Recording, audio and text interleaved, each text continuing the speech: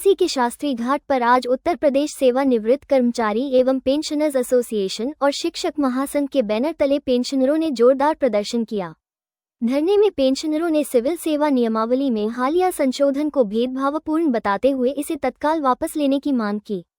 प्रदर्शनकारियों का कहना है कि संशोधन से 1 जनवरी 2026 से पहले रिटायर होने वाले पेंशनरों को 8वें वेतन आयोग के लाभ नहीं मिलेंगे, जो पूरी तरह अन्यायपूर्ण है। उन्होंने सुप्रीम कोर्ट के फैसले का हवाला देते हुए कहा कि पेंशन कोई कृपा नहीं बल्कि अधिकार है। इसके साथ ही पेंशनरों ने महंगाई राहत आदेश जल्द जारी करने और 10 वर्षों बाद कम्यूटेशन कटौती समाप्त करने की भी मांग की। धरना शांतिपूर्ण ढंग से संपन्न हुआ।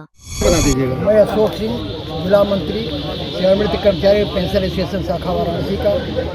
हम लोग का धारणा कार्यक्रम जैसा कि हमारे मित्र बताए हैं ऋषि जी, मेरा अन्य विषय भी मुद्दे में है कि एक हम लोग को राशिकरण जारी किया गया है जिसमें 15 साल तक कटौती होती है। चूँकि धनराशि जिस समय जारी हुआ था चौथे वेतन आयोग में, उस समय 1 रुपये पर 124 पैसे, 1 रुपये 124 रुपये मिलता था। आज हमको 1 रुपये पर 98 रुपये 32 पैसे। तो अवधि जो है 15 साल है। यदि इसमें कम किया गया है तो अवधि कम होना चाहिए। इस रूप में 10 साल कटौती करनी चाहिए। हमारे राशिकरण की कटौती आज भी 15 साल की जा रही है, जबकि जो भी स्थापित नियम है उसके अनुसार ब्याज नहीं लेना है। तो सरकार यह क्या चाहती है, इसमें कोर्ट स्टे भी दिया और इसमें कटौतियाँ 2 तरह की होती है। जिनको स्टे पे गए हैं उनकी कटौती बंद है और जो स्टे में नहीं गए उनकी कटौती अभी तक है। तो हमारा एक समान नियम है कि विभेद पैदा न करते हुए सबके लिए एक सामान्य आदेश जारी कर दे कि 10 साल कटौती के बाद सारे कर्मचारी, चाहे हमारे शिक्षक हो चाहे हम कर्मचारी हों, सबकी कटौतियाँ बंद की। तीसरा कि अगला कि आपको पुराने पेंशन और नए पेंशन में विभेद किया जा रहा है। यह इतना जटिल मामला हो गया है। पुराना पेंशन, नया पेंशन, फिर नया पेंशन की समझ से परे हुए। आज कर्मचारी इसमें है कि हम क्या करें, किस में जाएँ, कुछ समझ नहीं।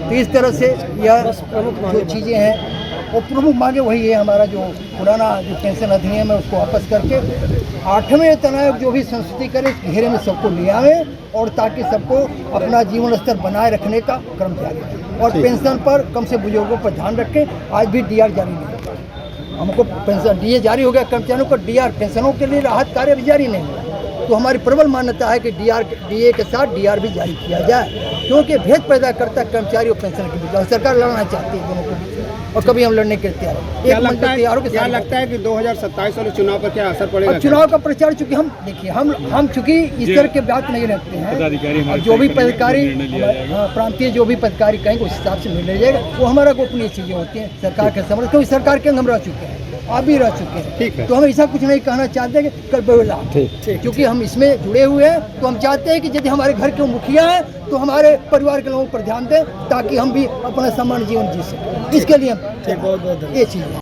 प्रमोद कुमार मिश्र, पूर्व शिक्षक एमएलसी वाराणसी। आज किस तरह का बैठक कही है? आज हम लोग पूरे उत्तर प्रदेश में सभी जिला मुख्यालय पर पेंशनर्स और शिक्षक महासंघ के बैनर तले धरना दे रहे हैं। धरना का मुख्य उद्देश्य है कि हम बड़ी उम्मीद लगाए हुए थे कि 8वां पे कमीशन की घोषणा हुई है कि 8वें पे कमीशन में हम पेंशनरों को भी लाभ मिलेगा, उनका पेंशन संशोधित होगा। लेकिन उससे पहले ही सरकार ने एक अधिनियम पारित कर दिया। उस अधिनियम के द्वारा अब कर्मचारियों का चाहे शिक्षकों का पेंशन संशोधन नहीं होगा, जो मिल रहा है वही रहेगा। और दूसरी बात कि डीआर जो महंगाई राहत मिलता है वह केंद्र सरकार ने तो घोषित किया है, लेकिन राज्य सरकार अभी तक घोषित नहीं की है। वो केंद्र सरकार भी बाद में घोषित की। पहले महंगाई भत्ता घोषित हुआ, 2.9 होना चाहिए, उसके अनुसार 3 होना चाहिए, लेकिन उसको 2 ही मानकर सरकार ने घोषित किया है। वह भी हम लोगों के साथ मजाक है। यह सरकार यह सोच रही है कि हम जो पेंशन दे रहे हैं यह खैरात की चीज़ है, उस खैरात से सरकार दूर होना चाह रही है। और हमारा यह मांग है, हमारी यह सोच है कि पेंशन हमारा अधिकार है, उस अधिकार के तहत हमें पेंशन मिलनी चाहिए। लगातार पेंशन को लेकर जगह जगह धरना प्रदर्शन आप लोग की हो रहे थे, इस पर क्या कहना है? हम लगे हुए हैं, सरकार भी अपनी ढुलमुल नीति अपना रही है। एक बार यूपीएस लागू हुई, एनपीएस की जगह पर यूपीएस उन्होंने लागू किया। अब यूपीएस का ऑप्शन दे रहे हैं कि जो लोग लेना चाहें लें, तो हमको भी इधर उधर का रास्ता दिखा दे रहे हैं और हम लोग भी अडिग हैं कि हम पुरानी पेंशन ही लेंगे।